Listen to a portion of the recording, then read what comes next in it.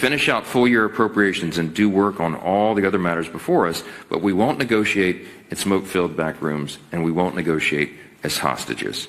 Democrats in the Senate have been around a long time, and they'll remember this important plea, and I'll leave you with this thought. Listen closely to what I say here. Quote, "There's only one way out of this reckless and damaging shutdown. Pass a budget that funds our government with no partisan strings attached.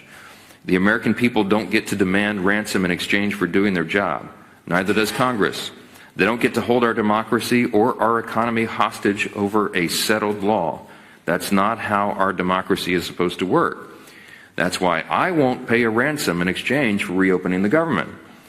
I'll always work with anyone of either party on ways to grow this economy, create new jobs, and get our fiscal house in order for the long haul, but not under the shadow of these threats," unquote.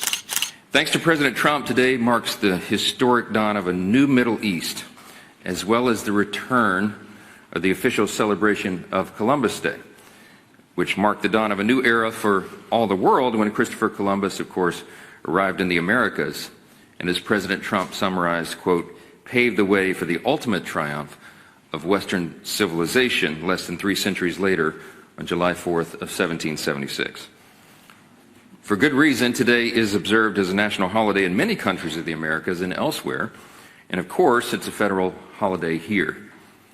With regard to the history that's been made today, I just wanted to say that what we mark today, and the reason there was such rousing applause at the Knesset and is being celebrated, as you know, throughout the Middle East, the region, and around the world, is because this is, for the first time in 738 days, there are no living Israeli hostages buried in the tunnels and being held at the hands of Hamas.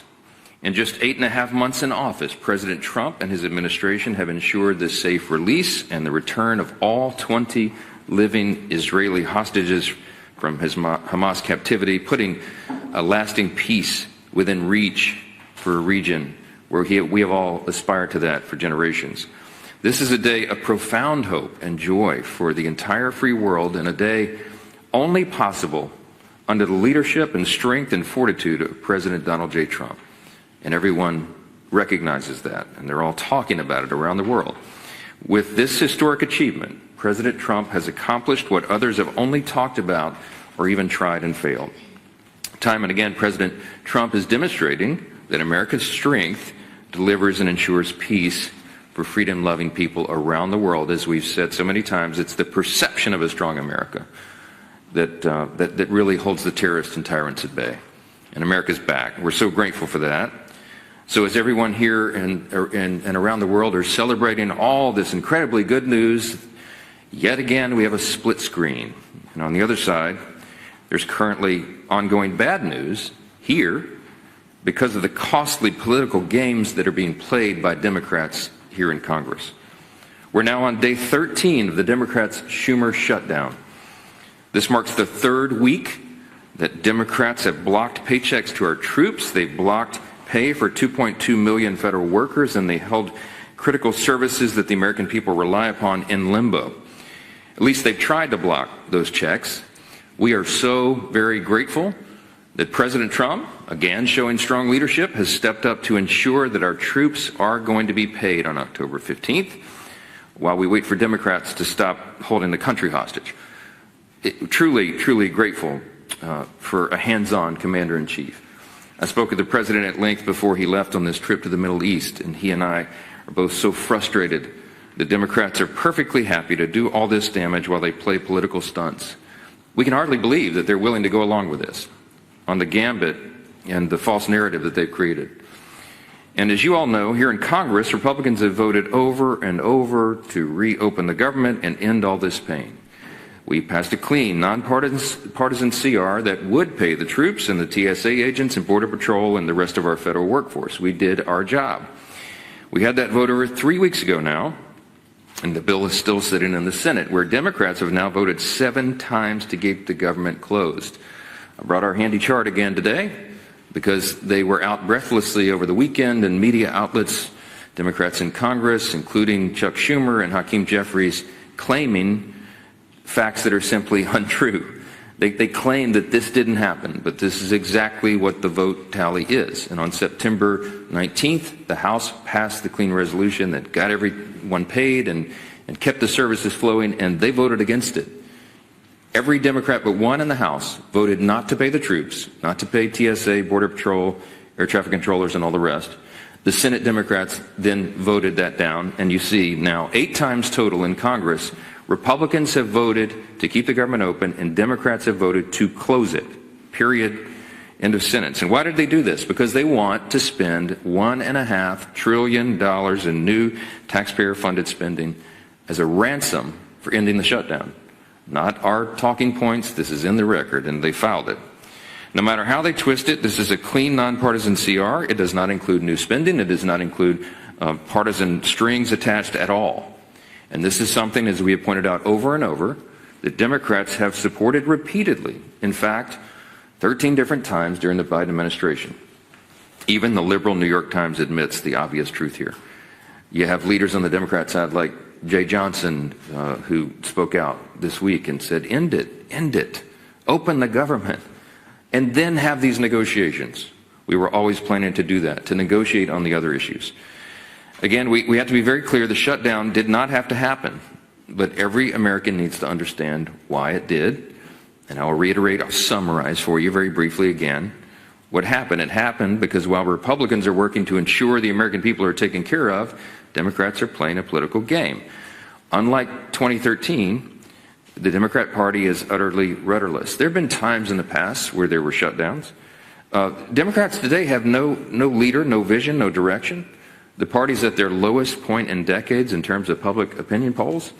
And so they threw this Hail Mary pass. Chuck Schumer knows this. He reads the polls religiously. He knows his party is furious with him for doing the right thing back in March when he helped to pass a clean CR and avert a government shutdown. It was the right thing to do. He said so himself emphatically on the Senate floor. And that bill he supported is nearly identical to what we're offering today. The only thing that's changed is his personal political calculation. His consultants and his pollsters have told him he needs to show a fight to President Trump, even if it means hurting millions of American families. So that is exactly what Chuck Schumer is doing. He's determined that his own political survival is worth the irreversible harm he's inflicting on the American people. He's gambling with people's lives and livelihoods to appease the far-left Marxist base of his party so that he can keep his job. And make no mistake, this is bigger than Chuck Schumer. Democrats are terrified of their radical Marxist base. The ones who have been here for a while, kind of your father, your grandfather's Democrat Party, the remnant of those folks who are still here in the halls, they're terrified to show any willingness to work with Republicans or to work with President Trump, even when that would clearly benefit the American people. And everybody sees right through this. Meanwhile, Republicans are governing with common sense. In just the first 9 months of unified Republican leadership, we've cut taxes for hardworking American families. We ended the border crisis. We're ending the crime crisis. We're rooting out fraud, waste, and abuse in government, and now bringing an end to conflicts around the globe. And what have Democrats done? Nothing but distract. Now, I'll end on one very important note. Ending this shutdown is not a one-party exercise. Republicans do have control of Congress, quote unquote, but it still takes 60 votes to pass a funding bill in the Senate. All of this is the way the founders intended the process to work. Any Democrats who suggest otherwise are willfully misleading the American people.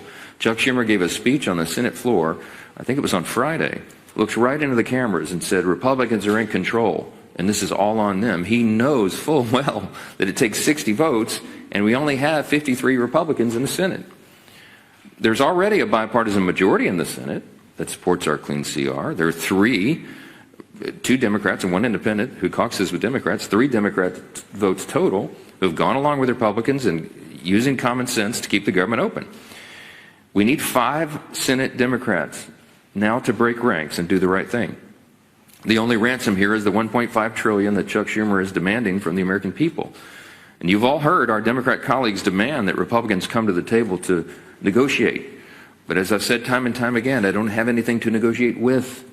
We don't have any partisan policy riders that I can remove from the funding bill because Republicans didn't include any. It is a truly clean, nonpartisan, short-term CR. They don't really want a negotiation. It's just a talking point. They're not interested in negotiation. Again, look at their counter-proposal.